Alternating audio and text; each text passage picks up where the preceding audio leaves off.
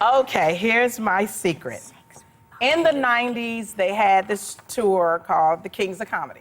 And if for all of you who know, the Kings of Comedy was Steve Harvey, Cedric the Entertainer, D.L. Hughley, and Bernie Mac. But they decided that they needed to have the Queens of Comedy, which was Monique, Samora, Adele Givens, and Laura Hayes.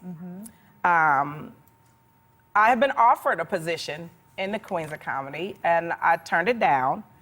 Because I wanted to know the details of the deal. And you know, as comics, Aisha, yes, you know, you want to know the details of the deal. Are you being put in a position where you're not getting paid enough? So I was a lot of times they're funny with their money. Right. Yeah. So I was like, go on, and that's right. So I was like, go on, do your thing. Fabulous. So the Queens of Comedy end up making a tape, concert tape, concert film. So they became very, very successful. And for those of us in the comedy game, especially in urban comedy, you were being questioned. Why weren't you a part of? Did you get all those the time, two? yeah. Why weren't you a part of the Queens of Comedy? So I got an opportunity. The producer, Walter Latham, called me and said, there might be an opportunity for you to work with these ladies because, you know, Monique had gone on to get the Parkers. She goes on to win Academy Awards and have a great career. So there was an opening. And they were going to tape another comedy concert. So I'm thinking, here's my second chance. It's a great opportunity. I respect these women. And there's a conference call. So in my enthusiasm, and I want to be punctual, I dial into this conference call that I think has not started yet, thinking that I'm going to be... Oh, this is so juicy. Yes. I think I'm going to be on time with this call, and I think they're going to put me in queue, because usually if you do a conference call, they put you in queue, and they say, we'll wait until the host arrives.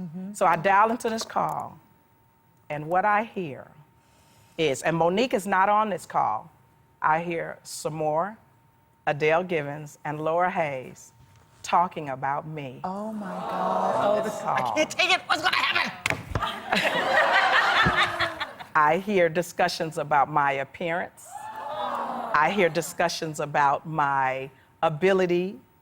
Why is she going to be a part? What do we need her for? And this is my recollection of this call. And I was startled and hurt. But I have to say this. I was so shocked and hurt that I could not unmute my phone and go, hey, bitch, I hear you. I couldn't do it.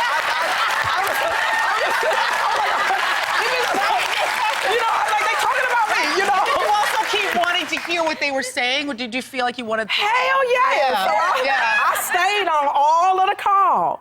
Wow. With my phone on mute, but I thought, take notes. Yeah. Listen, because rarely would we hear someone talking about us and saying what they truly feel about us. So I'm like, oh, okay, right on, okay. And I'm thinking, I ain't did that, but you know, and then after I listened to all this, and I want every woman to hear this, I was bruised, but I wasn't broken. Yeah. I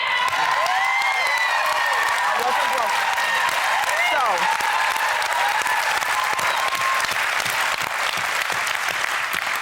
I listened to the entire call. I waited for everybody to click off, and I called Walter Latham, and I said, I don't think this is going to be a great fit for me, but I hope that these women will go on and do great things.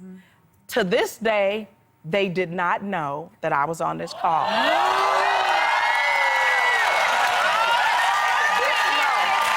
not know. And it gets better. I have worked with Laura Hayes on Beauty Shop after this call. I worked with Adele Givens on Hilarious after this call.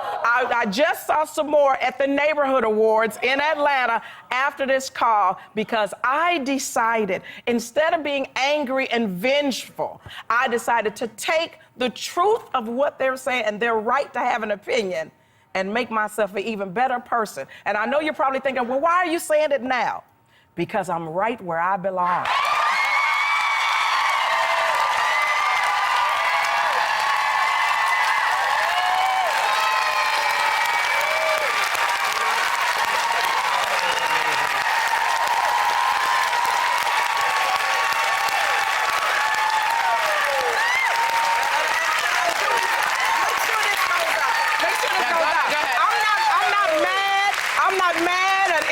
these women, I thank them for the blessing of telling me something that maybe I needed to hear, because this is where I needed to get to, and they helped me get there.